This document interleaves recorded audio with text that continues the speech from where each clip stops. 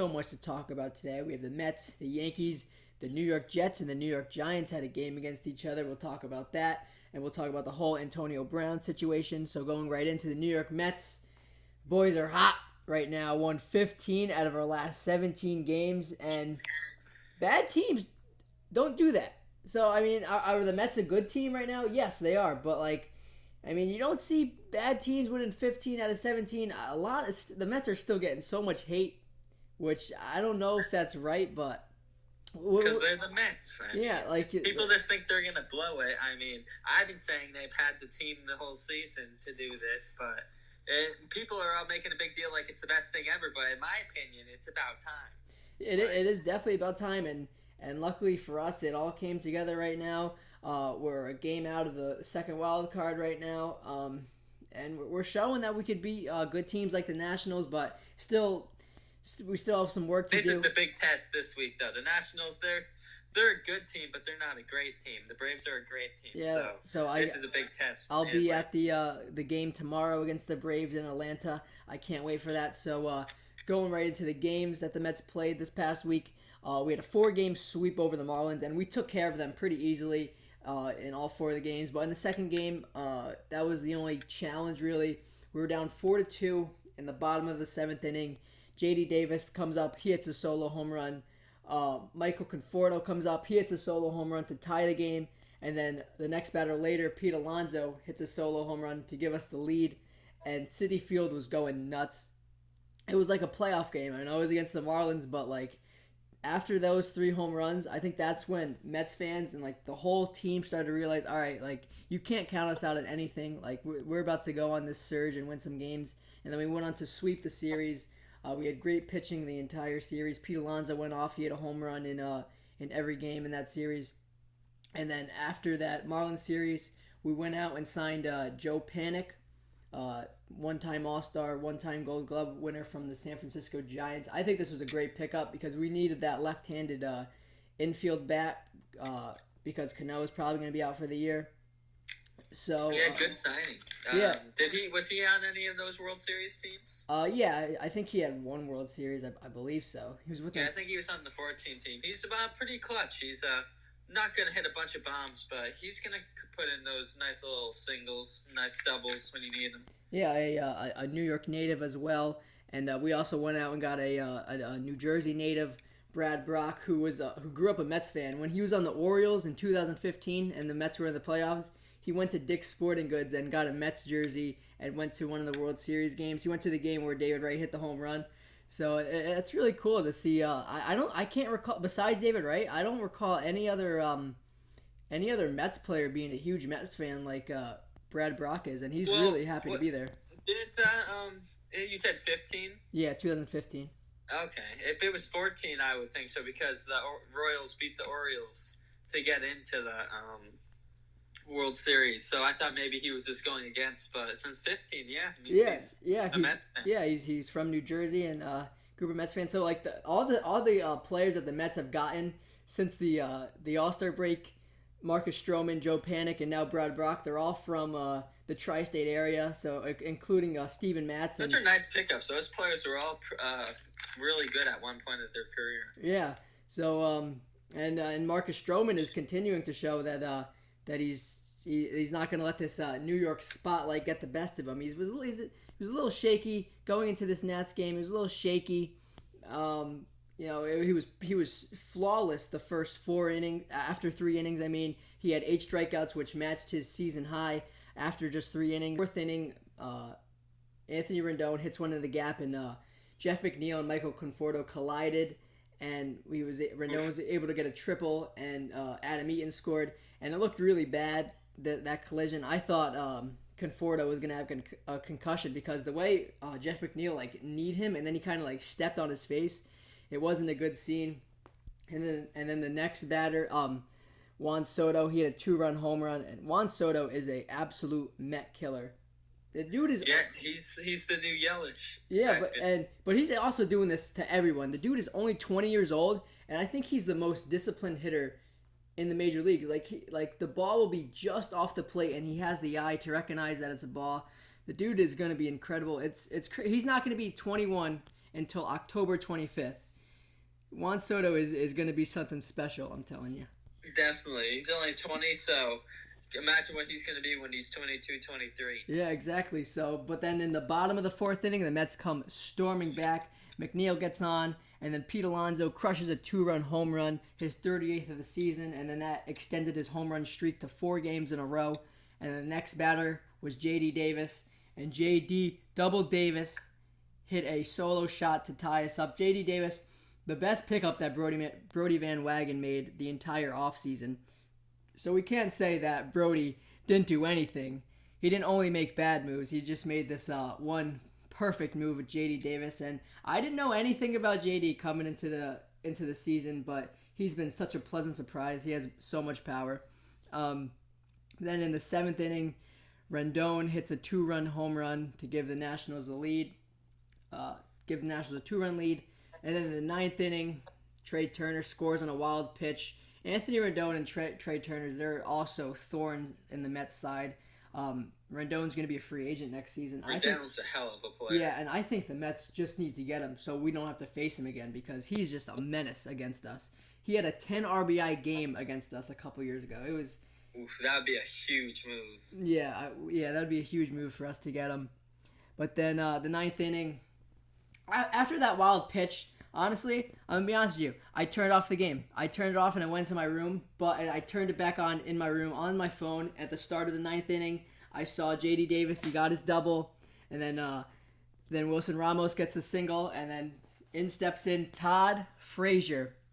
And he hooks one right down the line, and it stayed down the line the entire way for a 3-run home run to tie the game. And did you see his bat flip? I saw it. It was pretty good. Yeah, he pimped that Todd Frazier. I've been waiting from a big home run like that from him ever since he came to the Mets last year, and what a way to do it.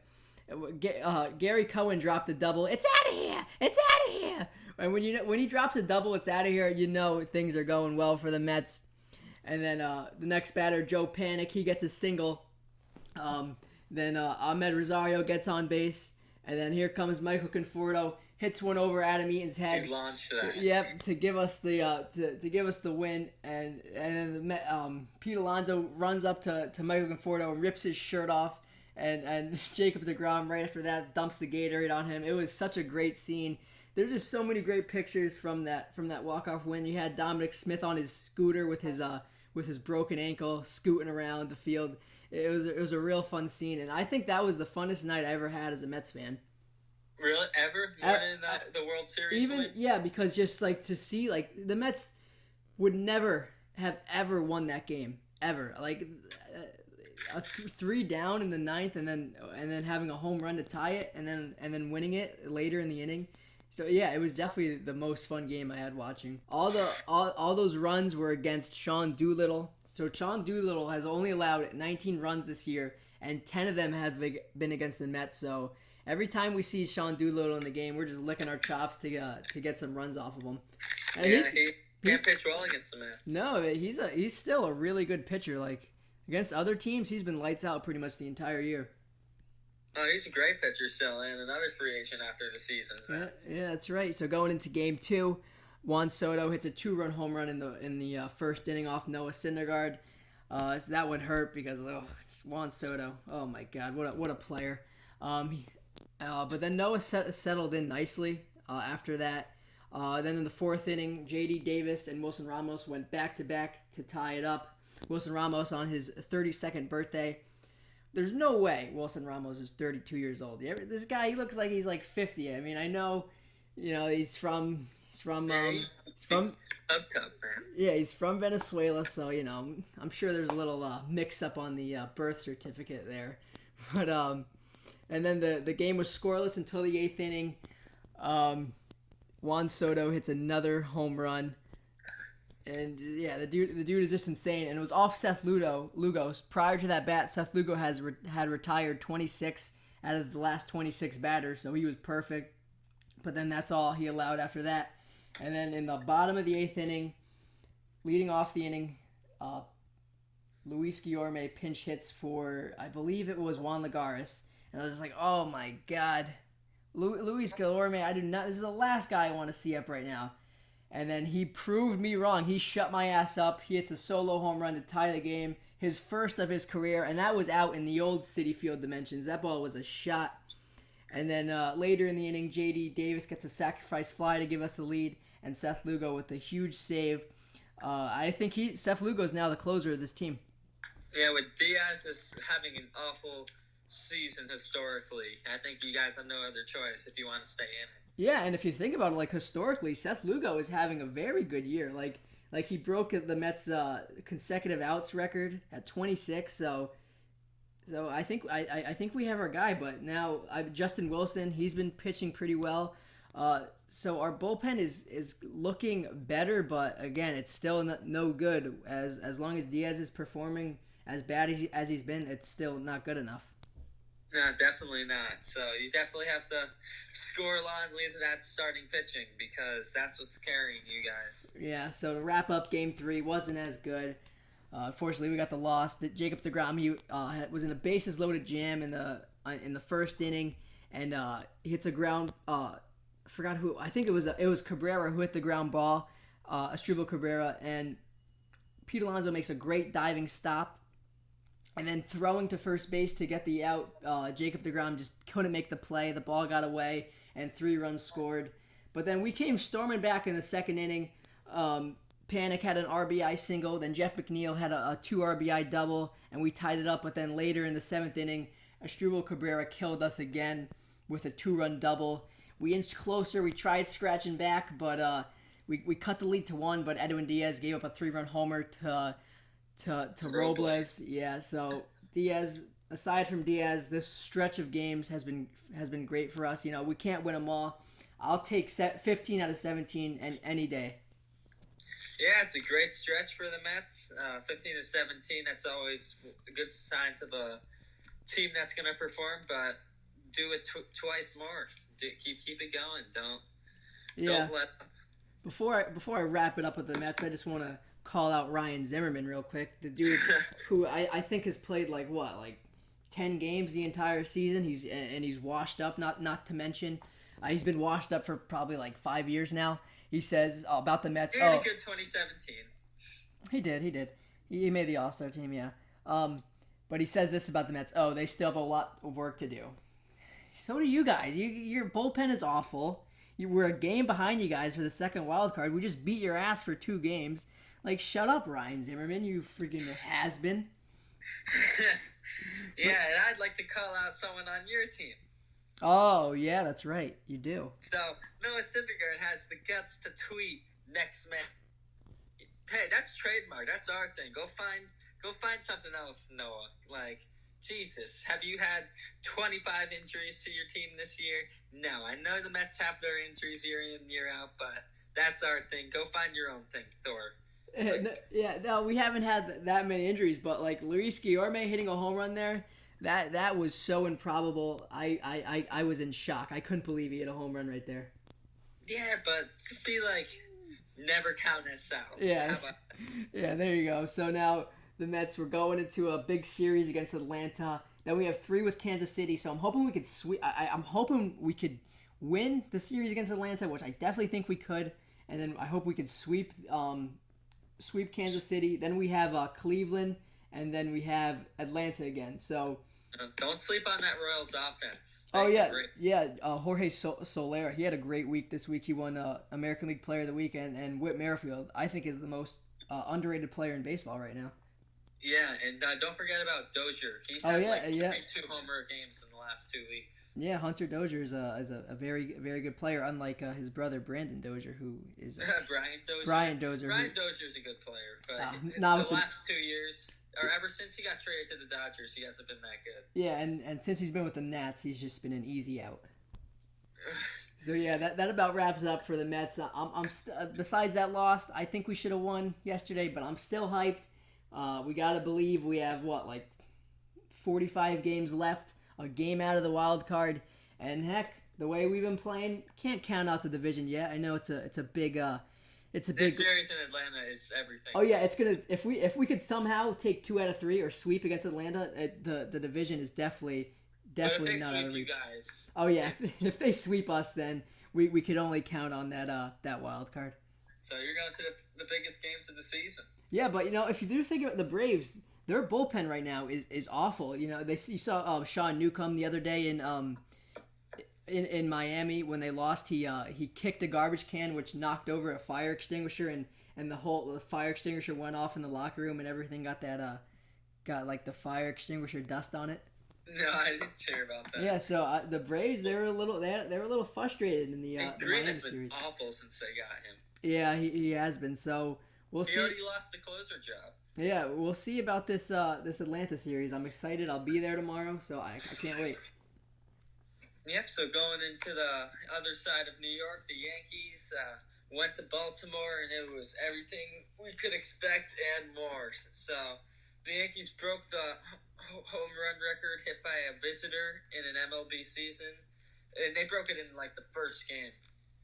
I think it was their 40th home run at Cadman Yards, and that's the most ever hit by an opposing team at any stadium. So that was always nice. Yeah, like the Yankees, you could just start off the game with 10 runs when the Yankees are playing in Camden Yards, because I mean, it's ridiculous. It is. So the Yankees go a perfect 10-0 in Cadman Yards. That's like I've never heard that in my entire life. The Mets did steal some headlines away from the Yankees because the Yankees have been on fire as well. But beating a team every single game in their home stadium in 1 year, has that ever been done before? Yeah, definitely. There's definitely been some. Well, I mean that's not happening every year though, No, not every year. That's like a once every maybe 20, 15 year thing. So we just absolutely destroyed him, and we hit more home runs in 10 games at Cadman Yards than the Tigers and Giants had in 55 games at their home stadiums. Jesus Christ. I mean, that's like I've never seen stats like that. I know, it's just it's like a video game. It's like what we have in the show. Yeah. It's insane. You got guys like Kyle Higashioka having multi-home run games. Yeah. He had 3 home runs in Baltimore. Romine was hitting 450-foot homers. It's unbelievable. So the Yankees, I'm not even going to go into details because they just destroyed. They hit 6 homers in one game. First game 9-6, second game 9-4, and then the last one really got good at 14-2. So that was good, and we're playing Baltimore right now. We won the first game of the doubleheader, and the second game is in progress. But so that was good. I mean, destroyed Baltimore as expected, and then we went to Toronto and split that series. And that Bo Bichette, man. Oh, he's something else, dude. He's the best out of all 3 of them already. I'm going to tell you that right now. Yeah, and as soon as Vladdy comes along and all their other guys, I think the Blue Jays, that's the next team that's going to be able to compete with the Yankees, because as we know, the Red Sox are going downhill right now. But you can never count out the Red Sox even this year. But as of right now, the Blue Jays, they're in shape. If the Blue Jays can get some pitching, they're in some shape to be a good team in a couple years. Yeah, that's true. In a couple years, they get the pitching, get an ace or two. Watch out for them. But first game went pretty well. Gio Urshela just stays scorching red hot, hits 2 home runs in game 1. So 12-6 victory. Herman wins number 15. Michael Tauchman stays hot with a homer. So game 2 though, the Blue Jays win 8-2, and Gardy he got animated in this game. Yeah. Has he ever explained what he's trying to do when he's hitting the bat against the dugout roof? What is the point of that? He just looks like a madman. Yeah, he was getting pissed, and he threw him out. He's like, I didn't say a word. That was the most pissed I've ever seen him. Yeah, he's the entire year. Gardy's just been going off on the umpires. He's been going off, and did you hear the ump wanted to apologize to him before the game, and he was not interested. Yeah, he's become a savage. He's become a savage in that box. Yeah. But that game did not go well. Teoscar Hernandez hit 2 bombs. He's a Yankee killer. Oh, Teoscar Hernandez kills us every time. Yeah, he's a really good player too. Yeah, he is. He hits bombs. So that Toronto offense always has kind of had that firepower since Joey Bautista. So Mm-hmm. bad game there, and then Gary returns for game three. Hits an absolute laser in his first game back for a homer, so that's great to see him back hitting balls hard. Looked like the game was going well. We were up 4-3. Vladdy comes up with a couple guys on, and against Ottavania, you like his chances, but nope. He hits a clutch triple, 113 miles per hour off the bat, and just like that, we're down 5-4, and that was the final score. Vladdy was scooting his big ass to get a triple. Hell yeah. But so Paxton next game was absolutely great again. Or sorry about that. That's for the Orioles game. Game 4 was Tanaka. He looked unhittable from the second inning through the seventh inning. He didn't allow a hit. So that was great because he really was scruffling like really bad, Tanaka. So 8 innings, no runs, and then Chapman had an epic battle with Vladdy. Did you see that? Yeah, Chapman had the Chapman's been great the entire year. He had a little slump for like 2 weeks. Yeah, but until like that Boston series. Yeah, like Vladdy versus Chapman, seeing that at bat, that's always going to be a great at bat to watch. Exactly, and Chapman getting him out there, I think that proves why that Chapman's gonna have another resurgence and become a Hall of Fame pitcher. Oh yeah, I could definitely see that. He's got the one of the best fastballs of all time. Working on that off speed stuff, he's just got great stuff. He definitely has great stuff. So he's been good. He's one of my favorite players on the Yankees. Has been since they even traded for him in 2016. I always liked him. So he's that. I think that was just a difference maker that at bat. Oh yeah, for sure. Because like you get Vladdy out right there, and like that's the game. That shows that he can get. He's not washed up. Right? Yeah. So. A lot of people thought he was going to be washed up, but I think he's definitely going to opt in. I don't think there's any reason he would opt out of this contract. Yeah, he definitely seems like the Yankees are his favorite team he's been with. Like, and he's been on a World Series team. He probably just feels at home with the Yankees. He definitely does, because after winning that World Series and not going back and coming to the team that just traded him there, that definitely showed that he wanted to come back. Yeah, for sure. That doesn't happen a lot. Going back to a team that just traded for you. Yeah, I mean, unless you're Jay Bruce. Oh yeah, that's right. Him too. Yep. So today, first game of doubleheader. Paxton wins his 3rd straight start. That's really good to see. And Gio Urshela hits another 460-foot hit bomb. Just absolute tank halfway up the bleachers. And Glaber hits his 11th home run against Baltimore this season. I mean, Glaber Torres, just hope that you play the Orioles 1,000 games every year. I mean, Glaber's been great the entire year, but what he has done against the Orioles is incredible. I know. Him and Gary have this gone off. He has 11 home runs and Gary has 9. Like, it's insane. Yeah, it's nuts. But let's talk about Gio Urshela for a second. What this guy has done this season is incredible. Yeah, it's been great, especially like out of nowhere too. He can launch it though. Like, yeah, and he's got a bat, he's got a glove, and yeah, like, Yankees got to have a tough decision to make this offseason. That his defense is definitely great as well. But you've been saying all week. Do you really think he's as good as Nolan Arenado? I mean. I'm just.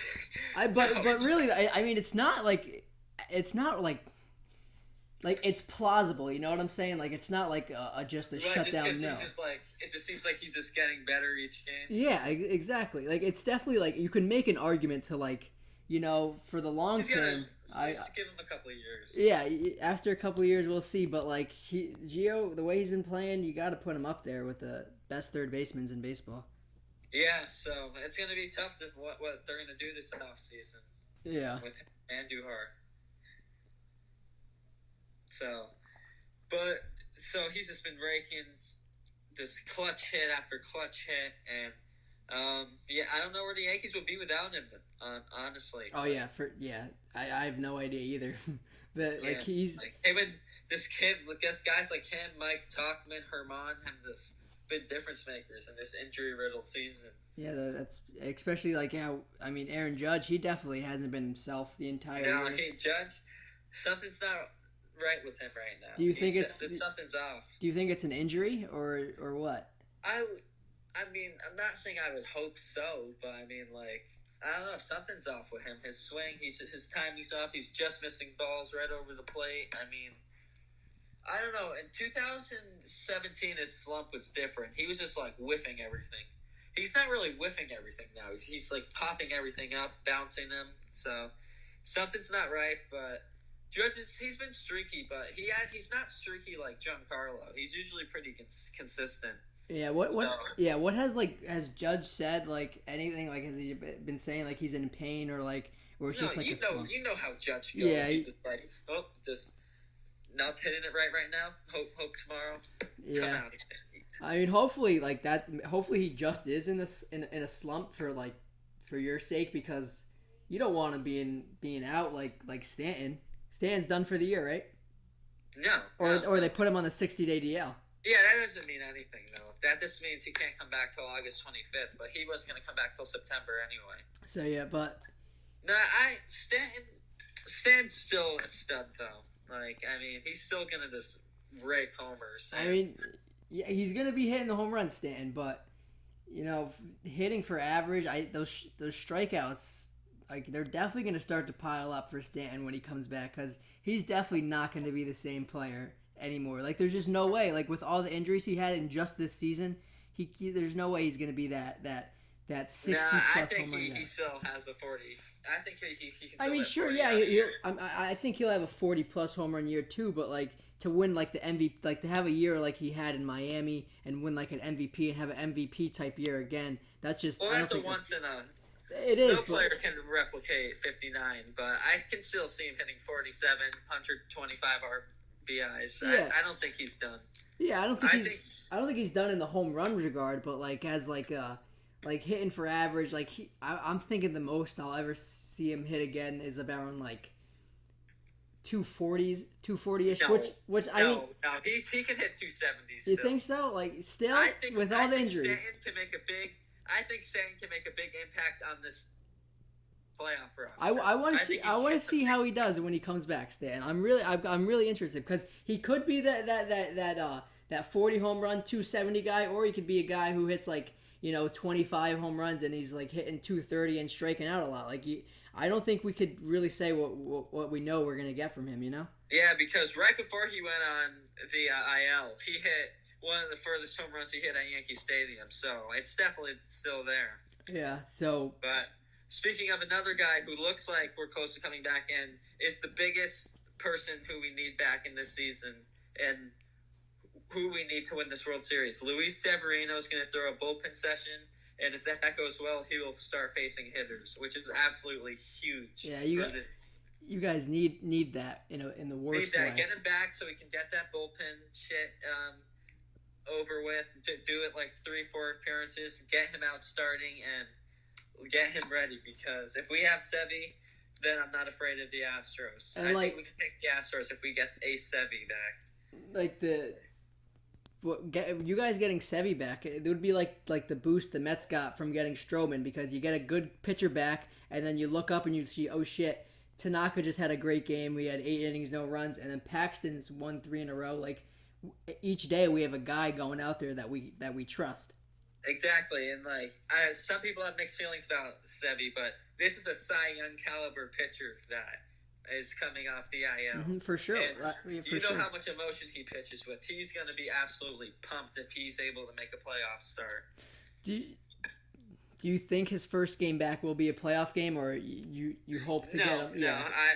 If he's about to throw a bullpen session, it sounds like it's pretty close to him. Sounds like it's looking like early September. So, I mean, if they have to do it, I think they should do it, because he's the ace of this franchise going forward, and I think they'll put that faith in him. And Game 1 of the ALDS is far different than the wild card. Oh yeah, if you remember his ALDS start against the Indians, he was lights out. Oh yeah, for sure. It's a whole different game, because it's so much pressure. Just like thinking to yourself, I only have this one game. If I mess up just a little bit, that could kill us.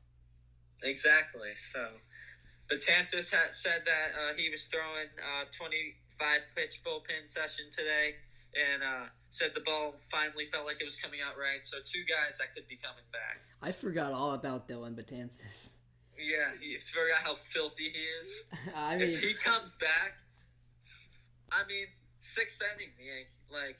Oh yeah, let's like do it. yeah, like once I think I'd say right now the Yankees have one of the best bullpens, but if they get back Betances and he's like healthy again, like watch out because you got all you got to do is ask to get 5 or 6 innings from your starters and then you're all set. Yeah.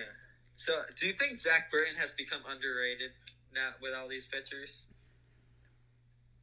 Yeah, because the guy's got a 2.23 ERA. Yeah, you have Ottavino, you have Canley, Chapman, of course. So it's easy for really good relief pitchers to get lost in like it's like the Royals Chad bullpen. Green would be a closer on so many teams. Yeah, and even Chad Green, like the Royals bullpen in 2015, like they were just throwing out guy after guy who was just untouchable. So, and that's a big reason why they won it in 2015. Yeah, so we hope to do the same this year. So, moving on to football, though. Oh, it was so fun watching a Jets game. Don't you agree? It was fun to watch. I know. You were texting me like 15 text messages. Oh yeah, because I was first drive touchdown. Yeah, I was hyped. So I'll talk about the first drive because that was really the only good point for the Jets. 50 seconds of this game. Really. But so the start of the game, they pan over to Adam Gase on the sideline, and you see him just huffing those smelling salts. Oh my yeah, God. and then he was making that face like it was so funny. I put that picture as the cover photo on my Facebook because I think it's hilarious. But anyways, Jets get the ball first. We go down and score a touchdown. I'm so happy to see that. Sam Darnold threw a touchdown pass to Jamison Crowder. He also threw a really long play on this drive to Crowder. Ty Montgomery also looked good on that drive, so he's going to be a big. I think he should make the team, Ty Montgomery, because I forgot you guys got Montgomery. Yeah, the guy who on the Packers, right? Yeah, he's so versatile. Like he could help you in the kick return game. He could play receiver and he could play running back. So the guy's a real threat. And then Crowder looked really good on that drive too, scoring the touchdown. Sam Darnold obviously looked good, scrambled out of the pocket to make a nice throw. So it was a good first drive for the offense, and then on defense we got a 3-and-out. So I was very happy about the Jets' first drive. But then you guys came and Daniel Jones had himself a pretty good day. 5 for 5 through a dime. That was a very good throw. So I think Daniel Jones is now confirmed the next Tom Brady. No doubt. Yeah, no doubt. Like he had a very he drove down there in the his first drive as an NFL quarterback, and yes, it was against the Jets' second team defense, but hey, you gotta like that, especially considering like that's his first time. All the shit he's getting. Yeah, and it's his first time in NFL action, so yeah. Yep, but I don't know if you're seeing this everywhere, but that picture of Saquon and Le'Veon. Yeah, that's funny. It's like literally on every single thing. You think for your sake, you're probably hoping that Bell was like, you know what, if they don't give you the money you want, you could just be like, I don't want to play. Yeah, that's exactly what I was thinking. Like, yo, after what they did to O, like, after what they did to O, you better get your money, and if they don't give it to you, don't play. He's like, yo, you want to come here? We can make some raps together, bro. I'm telling you. Did you see that thing he made with the axe? Yeah, like Bell. He's a character, Le'Veon. I like him, but like he's definitely a good guy. I know he had the whole thing where he didn't play, but like he just seems like a fun guy. And he wanted to get paid, and I don't like that he sat out an entire year just for the money. But hey, he's definitely gonna help our team in a big way. Definitely, and sounds like Zeke might be doing like he did last season. And Zeke's gonna sit out, and Dak is also asking for $60 million, which Dak Prescott, please. Yeah, he wants more than $33 million a year, right? Yeah, Dak Prescott, man, come on, like win a big game first. How about that? Well, he's won what 2 playoff games? Yeah, One but playoff game? yeah, both of them were divisional playoff games, weren't they? He's never. No, he never even made it to the conference. No. Yeah, I think that was his only playoff one. Yeah. There was also like a debate on Twitter who's the best NFC East quarterback, and a lot of people are trying to say Dak, but there's no way. No. Far and away, Carson Wentz is the best quarterback. No, it's definitely Daniel Jones. And yes, you can't count on Daniel Jones. That's right. Just kidding, Eli. So Antonio Brown continues to make headlines for off the field nonsense. First, earlier in the week, he's gets on the non-practice list because he has all these awful and disgusting blisters on his feet, and it turns out like it's from he was doing that ice therapy in France, and he got like frostbite on his feet. Which like why are you doing that in the beginning of training camp? He's just so stupid, Antonio Brown. Like I don't understand. He really is. And then you want to get into this whole helmet situation? Yeah, definitely. So Antonio Brown, the Raiders wouldn't let him use the normal helmet that he usually would wear. So he says he's not going to play an NFL game until they let him. Yeah, and it's not the Raiders staff. They're not letting him even practice with it. But like it's like everyone in the NFL. They say they can't use those helmets that are over 10 years old. They're even telling Tom Brady that he can't wear that helmet anymore.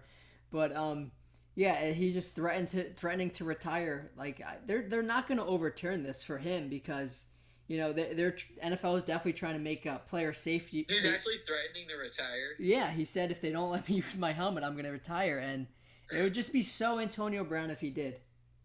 It would. Would that destroy him being a Hall of Fame receiver if he did that? Oh yeah, for sure. Like it's just too much. Like there's obviously like it's so funny like making fun of him for all this stuff, but there's got to be something wrong with him. Like he comes to training camp in a hot air balloon like an asshole. Like I wanted the Jets to trade for him so bad, but I'm so glad we didn't now because it would have been the same exact thing but over here with us instead of with the Raiders. But yeah, it's just John Gruden. What is he doing?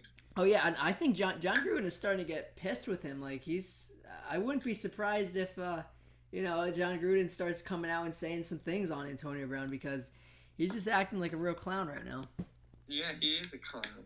So yeah, can't wait for the NFL to start. Hopefully as you take a huge breath in as a Giants fan, but it's gonna be a fun year. Even when the Jets Saquon when he scores 28 to 7.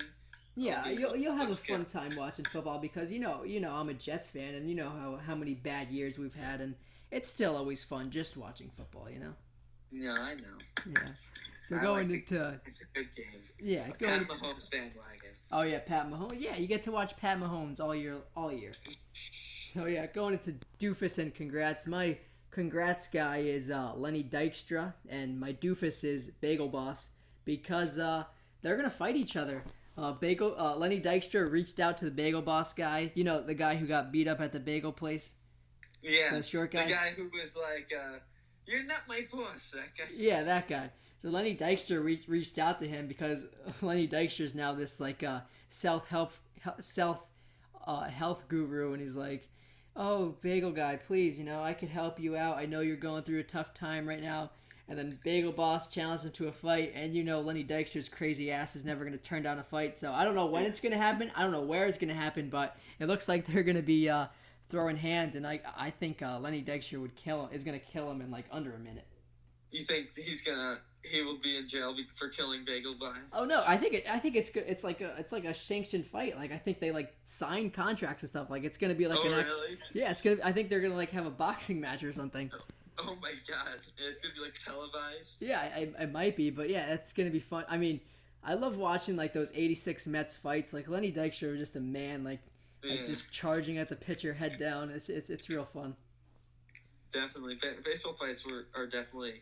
Oh yeah, entertaining. MLB Vault. They posted one today, and it was the Braves versus the Padres. They had 3 fights in one game, and I don't know who it was on the Padres, but he was just running after Braves players with a bat. It was a good one. Yeah, that was like the Yankees Tigers one in 17. Oh that was a great fight. But my congrats, guys. Daniel Jones, man. way to shut the haters up, even though it's a preseason game. It took some balls to do what he did. He's going 5 for 5. Right now he's like, who? Tom Brady? Who's that? I don't even know who Tom Brady is. Exactly. Like I'm going for 8 games. Yeah. Who's your? And my doofus? We don't even need to get into it. We were just talking about him, Antonio Brown. Like, yeah, dude, obviously. What a waste of talent. Going into cross-reading our American League and National League Players of the Week.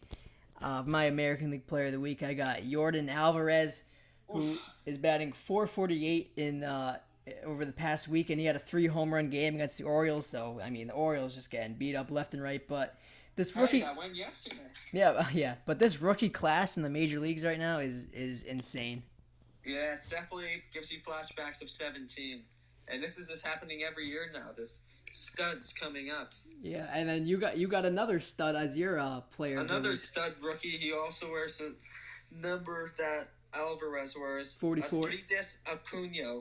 He had also a 3-homer game the same night Alvarez did, but he hit 6 homers and 11 RBIs, hitting .500 and had 7 home runs in his first 10 games. Yeah. Isn't it 9 now? I thought he had 9 home runs in his first. So I don't know, but it's some crazy number. It was only Trevor Story has done that before. Yeah, you look at the Reds though; they have a lot of young, good players right now. Definitely, they have a lot of young, good players. Their pitching isn't bad, especially with the addition of Bauer now. Yeah, and with Luis Castillo, he's a very good pitcher. But Sonny Gray has been excellent for them all season. Did you hear what Bauer said? He said this a couple weeks ago. He said that he thinks he's just going to sign 1-year contracts for the rest of his career to just go play wherever he wants. Really? Yeah, that's what he said. He's a weird dude. He's so weird.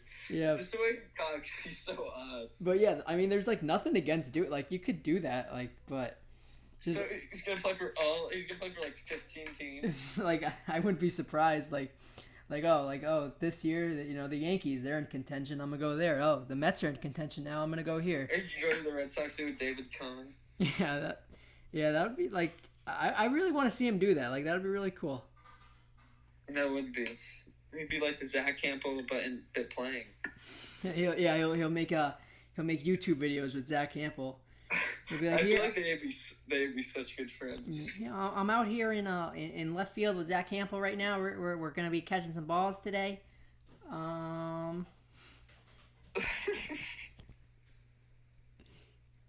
You got anything else? Should we plug the Twitter now? Yeah, let's poop the Twitter.